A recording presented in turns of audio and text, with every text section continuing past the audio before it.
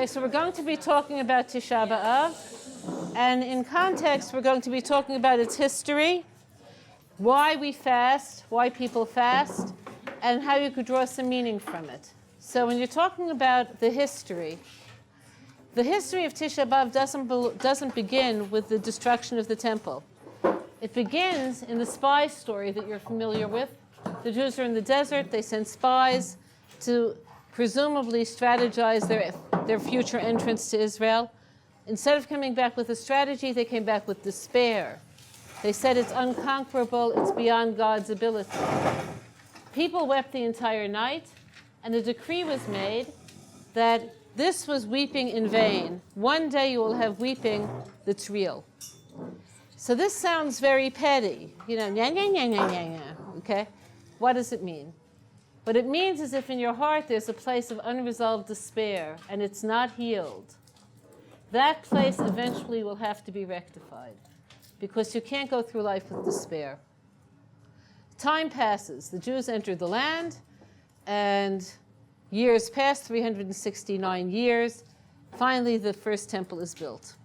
So I want to tell you what the temple is. So again, we have to go back much earlier than the actual temple.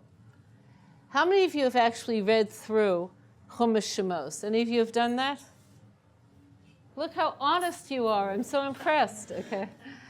So chapter after chapter after chapter deal with the tabernacle that they built in the desert. And you read this, you say, what does this have to do with anything? Why am I reading this? So I want to tell you why. The introductory verse says, build me a sanctuary and I'll live, what should the next phrase be? And I'll live in it. But it doesn't say that. It says, I'll live in you. Meaning, the act of building the sanctuary gives you a map of how to bring God into you. Everything about it, every metal that was selected, the colors, the materials, they're all part of this great map saying, here's a vessel, it could be full. Put it together, make it part of you, and I'll be with you. So to understand this in greater depth, God is with all of us anyway. The question is whether God's presence within us penetrates all of the other stuff. There's so much other stuff. So God's presence needs a vessel to receive it, to make it happen. So we've all had times in our lives when we were more spiritually aware than others. Is that not so? So the direction that was given in the Torah is, if you make me a temple, you go there, and those moments of awareness are going to be integrated into your personality. So they built a temple. The temple had two main features. One feature was the ark, and the other feature was the altar. Those are the two primary features of the temple. So I want to explain to you what they were about. The more confusing of the two is the altar. So again, I want to take you back before we go forward. When God created the world, he centered all of the spiritual energy that would lead to every act of goodness and kindness and redemption that will take place in its creation. So that's called Shekhinah. When we say Shekhinah, we're talking about the force of Hashem's presence that he allowed to enter a physical world. Why physical? Did you ever wonder? There's so much inner goodness we have, so much generosity and kindness and truth, potential for truth. Why do we have to be living in a world where when we think of like great afternoon, you think what? Froyo. What's this all about? What's it all about? So the answer is, God doesn't want us to be non-physical. He wants us to find him in the world of physicality. So the idea of make a sanctuary for me means here, this world should be God's sanctuary. Adam, the first person, got it. He understood it. This world should be a sanctuary. Not like up there with the angels. Here, now, today. So the place of the sanctuary is primarily within us. But within us, we have two different aspects of self. There's the spiritual self, the self that when you hear something of spiritual beauty and grace, you say, yes. So today in one of the classes, I asked the girls to identify heroes. So one of them told a story that I think all of you heard about a commander in the army who entered a room in which the Arabs have thrown an explosive, and he threw himself on the explosives to take the force of its explosion and died to save the other soldiers. That's heroic. That's beautiful. Look what we could do. But we have an animal self. Moo. Okay, you're familiar with that self? Okay, so to get greater familiarity with the animal self, yeah? Picture yourself at, a bar mitzvah celebration, and they're serving buffet style, okay? The big tables, but they underestimated the number of guests. And on one side of the table is all the good stuff, the Chinese food, like all the good stuff. And on the other side is what I would call egg salad. Yesterday's coleslaw. Okay, shall I go on? Because you're going to see it soon at lunchtime. Okay. So I shouldn't have said that, should I? Okay, and it's on film. But I don't think anybody thinks that Neve has to serve bar mitzvah every day for lunch. I don't think anybody thinks that. So you find yourself shifting to this side of the table. And you're casing it out like there are three layers of people. How are you going to maneuver yourself to get to the front? And you're not thinking rationally. It's the animal self that's doing all of the thinking. It's not like, I personally have come to the conclusion that the weak and the elderly really don't need Chinese food as much as I do. That isn't like, that isn't, it's moo, there it is. Okay, so you have the animal self. The animal self isn't evil, though. The animal self is instinctive. Instinct and evil are not the same thing. Instinct could be holy. You could take your desire to eat and say to yourself, I'm hungry, so that homeless man needs soup. Because I'm hungry, I know what hunger is. You understand this? It could be elevated. Okay, I'm into survival. Another aspect of the animal soul's energy is fight or flight. I'm interested in survival. That person who has no home needs to survive. This could be elevated. And you don't have to necessarily address it to the other person. Even the purely animal self, you have your little plate of Chinese food, and they did CPR, the woman will be fine. Okay, so even if you look at it and you let it take you all the way back to its source and take some delight in God's giving, that's also something. So the main task in life is to elevate the animal self, which is bringing light to a dark place. So the way that took place for Adam, the first person, was that he offered the animal after bonding with it to God. That was the first sacrifice. So the way a sacrifice would take place later in the temple is specific animals were chosen that reflected different aspects of the animal self.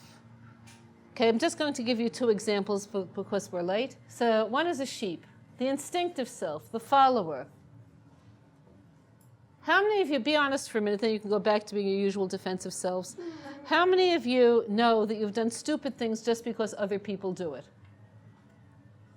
Okay? So that's the sheep in you. But that could be holy. If you decide, I will follow God's will with my eyes closed, that's holy. You have the goat in you, and that's the only other animal I'll speak about. There were many other animals. A goat is an animal that only pursues its own desire. You can't get it to plow. You can't get it to do anything for you.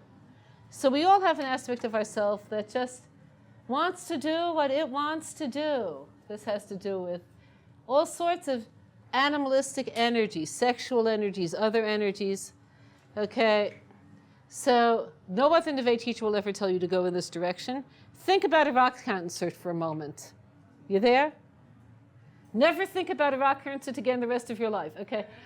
Okay, that energy could be holy. One day you'll have children, a husband, people who need your warmth, who need your touch, right? So it's about elevating that part of self. You have to touch it and bond with it and elevate it. So in the temple that happened. So what was the result for the Jewish people? For the Jewish people, it was that they were elevated. It worked. Okay, the other main feature in the temple was the Aron, the ark.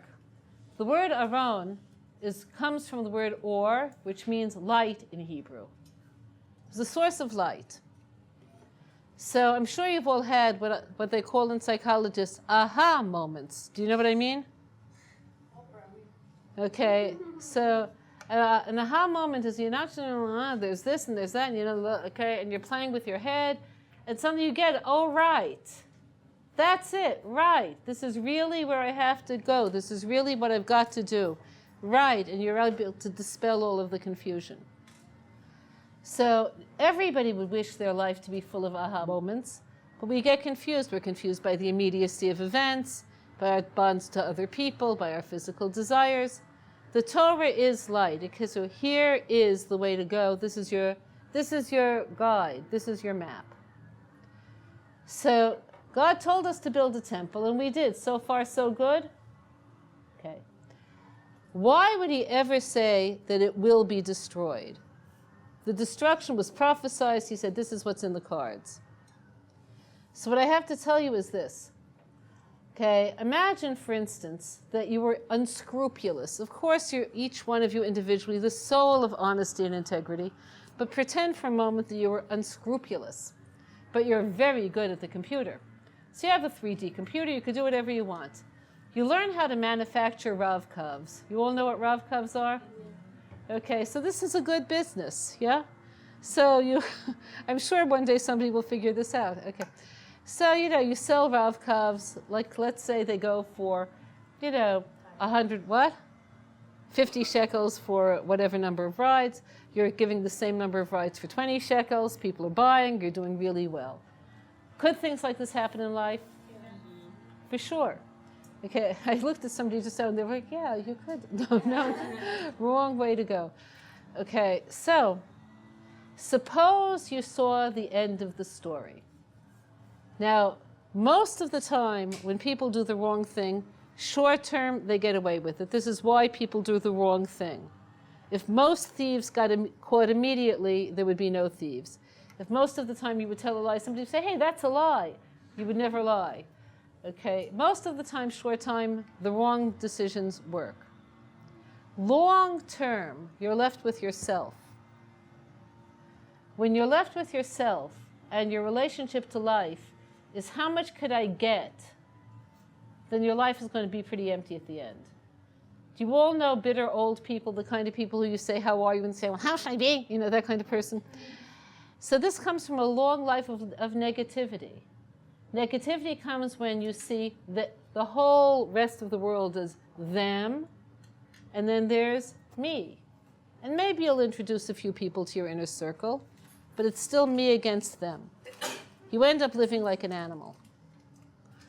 So that's what the Torah does. It gives you clarity. It gets you beyond the moment. So having a fake sanctuary doesn't do it. It's like having a fake Rav-Cov. It represents what you want to sell somebody else. You could fool I would assume you could fool the transportation system with a fake Rav-Cov. You can't fool God with a temple that no longer relates to where the Jewish people are at. So if what you think is, all right, here's an animal, oh, sure, I'm elevating myself. That's not going to do anything. Quite the opposite. It creates illusion, and illusion is bad for us. So with the first temple, God noticed that there are 3 things that we were doing that were reflective of how we lost our ability to live the kind of life we should. But let's go back a minute. What kind of life is that? So when you ask somebody, or if somebody asks you, which is more likely, what does being Jewish mean? What does it mean? What are some answers people give? It's a specific sort of a relationship with Hashem. Non-Jews also have a relationship with Hashem. What's unique about a Jewish relationship with Hashem? The Torah and the ability to hear Torah. Torah is known to the world. The Bible's been published innumerable times, but it speaks to the Jews. Why? When Avram lived a bigger-than-life life, God made a covenant with him. A covenant is an unbreakable contract. Something of you will be retained in your descendants. The covenant was repeated with Yitzchak and with Yaakov. You're Jewish because you have something of them in you. If a person converts, it's because they found the part of them that's in them, even though there's no covenant. Without there being an oath, no matter how much you try, there'll be something of me in you. Okay, so here are 3 sins that reflect having lost what these patriarchs could give us. The Jews at the time had fallen to a place where some people were even capable of murder. Some people were worshiping idols. Some people were even capable of murder. Are there Jews today who are capable of these things? Yeah. There are. So what does it mean to be capable of a promiscuous relationship? Okay, what does that mean? It means you see the world through the eyes of a taker. All very promiscuous relationships, incest and the whole slew of them, are exploitive. Somebody for whom Avram is alive and well inside can't exploit another person. So the fact that there was exploitation means that the people had lost something of Avram in them. If you're devoted to God the way Yitzchak was, that he was willing to allow his father to sacrifice him, even though that in the end turned out not to be necessary, you can't worship idols. All idols, in case you didn't notice this when you look at other religions, all idols are a certain dimension of self-worship. People find what they treasure in the human state, and they worship that. It's a certain form of self-worship. If you're devoted to God, you don't worship yourself. Okay, and the last, Yaakov's most significant trait, the trait for which he's known, is truth. If you're a person of truth, you can't murder another person because the other person's life has value. So if these things could happen, even if it wasn't the average person who did any of them, the society declined enough, and God gave us information prophetically, that the Beis HaMikdash at that point was a fraud. It wasn't reflective of who we were. And it was destroyed. Okay, 70 years pass. We're allowed to rebuild it. So you may think, 70 years, new generations, people changed. Everything is better. So I want to tell you a secret. Nothing changed, except there was one factor that made us redeemable, and I want to tell you what that is. That factor is defining ourselves as a people with attachments to each other. So if one person is a failure in this area, somebody else is perfect in that area. And as long as they're identified with each other, God sees us as a whole. So this is called achdus. This means, for instance, if you hear a story that's deeply moving and you say, yeah, that's how I wish I was. That's how I wish I was. And you're sincere. And you recognize that the part of you that's bonding is the Torah part of you. God sees you and the other person as though you're one person. Because on a spiritual level we are, only physically we're separate. So I want to tell you an example of this. There's something that in other years Neve attended, but this year didn't work out for technical reasons. Once a year during the 9 days, throughout all of the religious world, they have one evening that's devoted to improving communication. It's called the Shmirat HaLashon evening. So they had two meetings in Binyanei Omah, which is the largest convention center in Jerusalem. The first one was for English speakers, the second one for Hebrew speakers. The first one, now remember, this is only English speakers, filled up the entire auditorium. We're talking about 3,000 places, except from really bad seats in the higher areas. Okay. But the second one, which was for Israelis, and this is Israel, that was like out into the street. They opened every possible room. They had simultaneous videos going. What's this for? It's for people who recognize that the only way we'll ever achieve this kind of unity is if we speak kindly of each other. If we attach each other to one person to the other through words, through caring. It's the only way that this is going to happen. So one of the ways that this happens is when people pray for each other, for instance.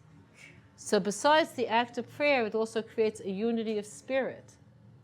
Another way this happens is when people are there for each other in times of need. So we were okay. That level was okay, enough for us to be permitted to build a second temple. The second temple wasn't like the first temple. The first temple was a huge place full of every possible precious metal, gorgeous. It had everything. It was spiritually whole. You go in with all of your issues and your stuff and your garbage, and you came out okay. The second temple wasn't like that. Didn't have the ark. It had the outside of the ark, but inside the ark there was no Torah. The Torah was buried deep in the ground. Okay, none of the miracles that happened in the first temple happened. But what was there? There was unity, and there was love, and there was caring, and there was response from God. What made the second temple no longer viable? So I'm going to tell you two stories. One is a political story, and the other is an internal story. One's the outside, and the other is the inside. You know how nothing changes? Have you ever noticed this? Well, that's true in Israel. I don't know if that's true everywhere.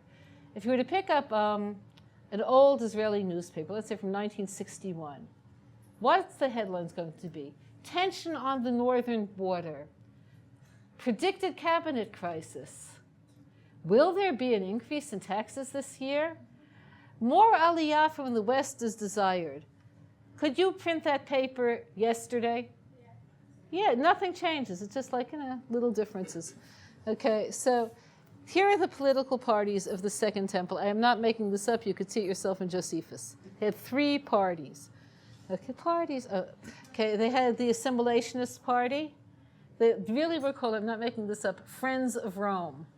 Okay? So they just want to be like more Roman than the Romans. They want to take everything the Romans believed in, or more correctly, didn't believe in, and make it part of their lives. So then you had the extreme nationalists. Not 1 inch. Okay, yeah? Then you had the religious parties that were squabbling with each other. Has anything changed at all? Nothing. Nothing. Okay. So on this backdrop, yeah? Okay, on this backdrop of kind of self-definition, okay, earlier you could ask, why did the Romans get in anyway? What brought this about? So the Jews came in under Persian rule, right? They were sent out to Babylon. Babylon was conquered by Persia. Okay, the Persian kings let the Jews come back. The Persians were conquered by the Greeks. I still have you? Okay, then you have the whole Hanukkah story. Hanukkah. Okay, then what happened? Okay, one of the kings who were descendants of the Maccabees, one of them, okay, died. His name was Yanai. His wife, whose name was Shlom Tzion, became queen. So far this makes sense? She has 2 children, Hyrcanus and Aristobulus. And the way things went in the ancient world, who should rule? The elder. But the younger was stronger. So there's a civil war. Okay, who's going to win? If one is stronger and one is weaker, who's going to win? The stronger. But the weaker didn't give up. He made an alliance with the Romans that they should send their soldiers to help him gain his legitimate claim to the throne. And once they were here, they never left. So this is called senseless hatred. All along, the divisiveness, the pettiness, the parties, everything is about senseless hatred. So this is all the outside. Here's the inside. There was a man, we don't know his name. Okay, he had a friend called Kamtza. Kamtza means stingy. Do you have friends who people call stingy? Hey, I'm going over to stingy. Okay. Likmot means to like grab something in your hand. So that tells you something about the man's friend and the man. So in those days, the mail service worked just like it does today. This is one of the few things that technology has not touched. You mail a letter. What happens? You put it in the mailbox. Then what happens? A human being will come, take all of these letters, okay, sort it out, and then another human being will put it in somebody else's mailbox. Isn't that true? So that means, I want you to realize this, nothing happened in the last 4,000 years in terms of making mail delivery efficient. Okay, there's still the same basic method. So the human mail person had to give out this letter addressed to Kamtza, and he made a mistake, and he delivered it to Bar Kamtza. Oops. Bar Kamsa happened to be the man's enemy. Bar Kamsa comes to the party, okay? The man says, what are you doing here? What are you doing here? And he says, you sent me an invitation. And he said, I did not send you an invitation. He said, I received an invitation. Let me just stay. Everybody saw me come in. Let me just stay. So the man said, no. I'll pay for my portion. Remember, these are very stingy people. No. I'll pay for half the party. No. I'll pay for the whole party. No. So the man had no option. He left, but he left bitter.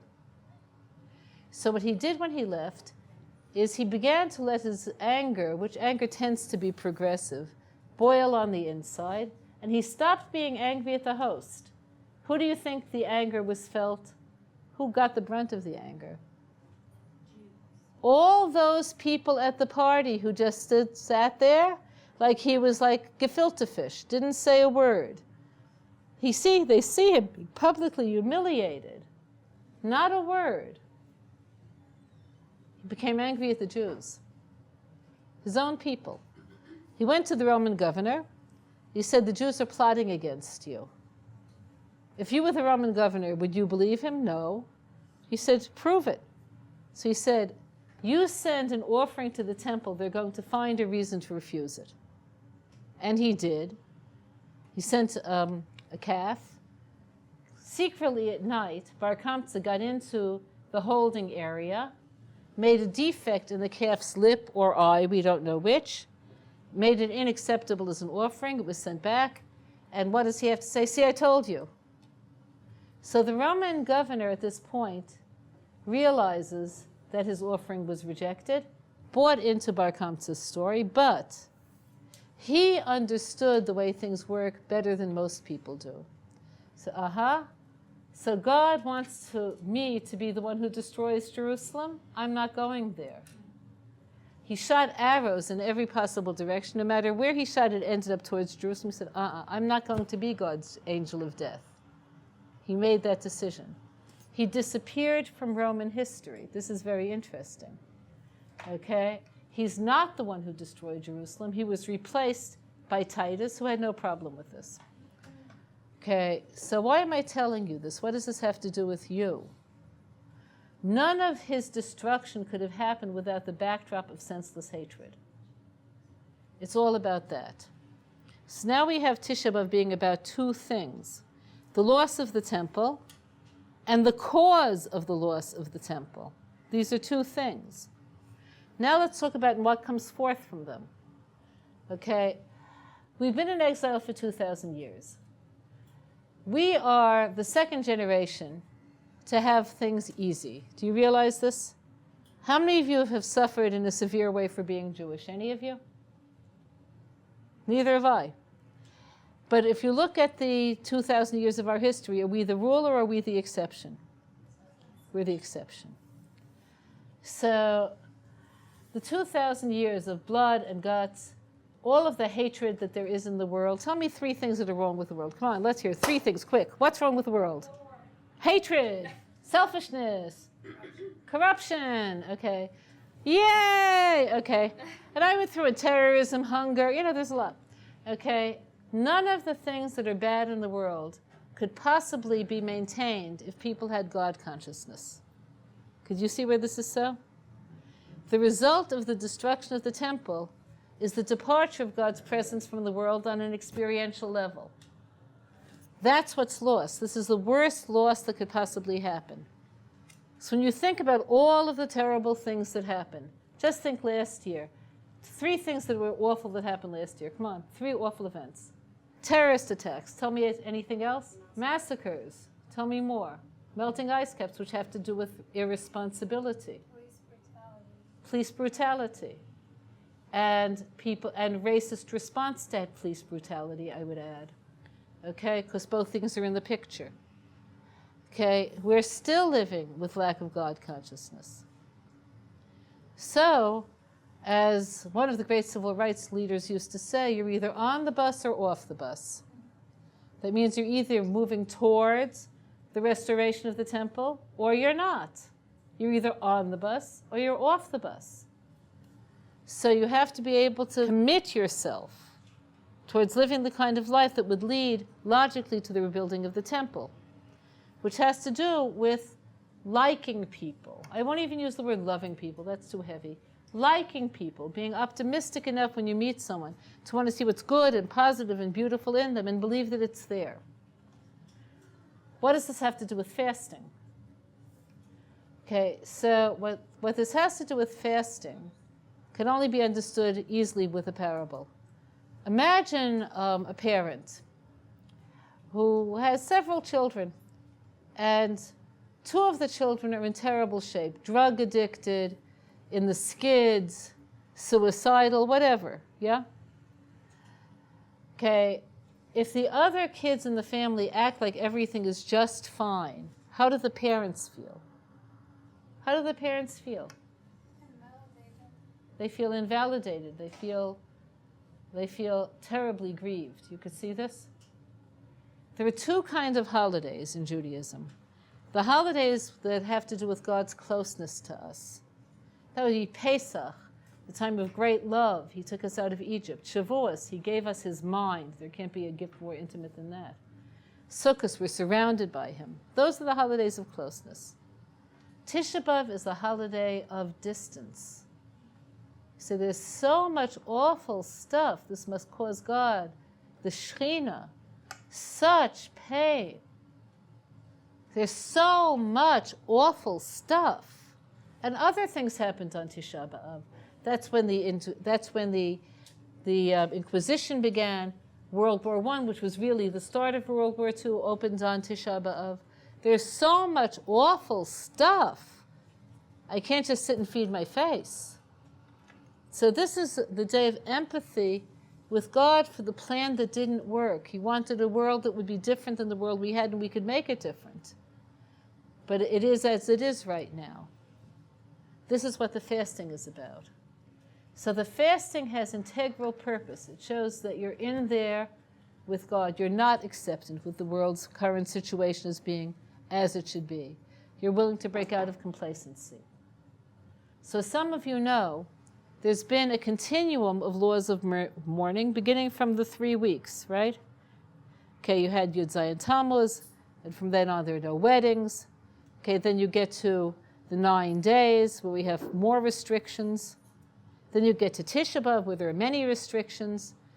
Okay, did you learn in the halacha classes about the restrictions? I would imagine you did. Okay, and the reason why it gets progressively, it's getting progressively closer to the actual moment of destruction. The moment of destruction, when they threw torches in the temple to burn it down, was at noon. And something very interesting happens at noon in halacha. You know what happens? We begin to relax the laws of mourning. At noon at Tisha B'Av, you're allowed to stand up and sit on a regular chair. Okay, you could read whatever you want. You don't have to just read the mournful parts of Torah. You could greet people. That seems very, very mistaken. That's the worst moment. Why are we relaxing the mourning? So I want you to hear why. The mourning is for the sake of change. The mourning isn't mourning as an end in itself. The mourning is for the sake of change. I'm far, we are far, we want to draw near. And we believe in the possibility of drawing near. Thus the Gemara says that Mashiach is born on Tisha B'Av. The possibility of redemption begins with rejecting everything that led to the destruction. So when you're there, you could say, okay, and now we're moving on. Okay, so this is what I'm leaving you with. You should have a meaningful Tisha B'Av.